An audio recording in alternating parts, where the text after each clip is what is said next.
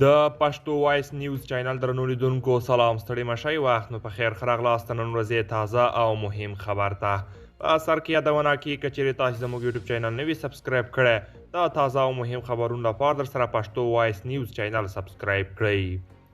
اشرف غني وایي نظام یوازې د خلکو د ارادې په اساس تل پاتې کېدی شي.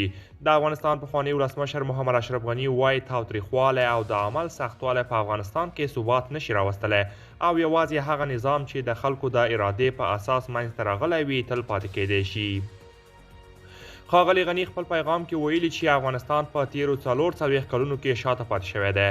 د هغه په خبره د ژوند، دین، مال، ټولنې منطق او دلیل څخه ساتنه د اسلام له نظره د امنیت 15 اصول دي او که چیرې امنیت او خوندیتوب د دغه اصولو په اساس رامنځته نشي د امنیت او خوندیتوب هر ډول ادعا به بې پایله وي.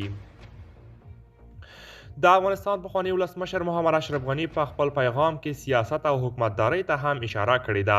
نظام یوازې د خلکو د ارادې په اساس تل پاتې کېدی شي له هغه نه بغیر ستونزې او تحرکات رامنځته کیږي. ښاغلي غني د افغانستان د خلکو ترمنځ پر ملي یووالي هم ټینګار کړی دی او ویلي دي چې یووالی باید په عمل کې رامنځته شي. دغه یووالی له مشورې پرته، له بحث پرته او له آزاد انتخاب پرته نشي رامنځته کېدی. د افغانستان پخوانی ولسمشر محمد اشرف غني د اسلامي نړۍ له هیوادونو څخه غوښتي چې له طالبانو سره استدلال وکړي او هغوی دې ته متوجه کړي چې اسلام د دین اساسات او د مسلمانانو خیر په کوم لوري کې دی. دا په داسې حال کې ده چې طالبانو تر دې مخکې ویلي چې په ټول هیواد کې امنیت ټینګ کړی او د قدرت جزیرې یې له منځه وړي دي. قدرمنو دوستان دا وه زموږ د نن ورځې چمتو کړې ویډیو. که تاسې د ویډیو په اړه کوم نظر لرئ موږ سره کومنټ کې شریک کړئ.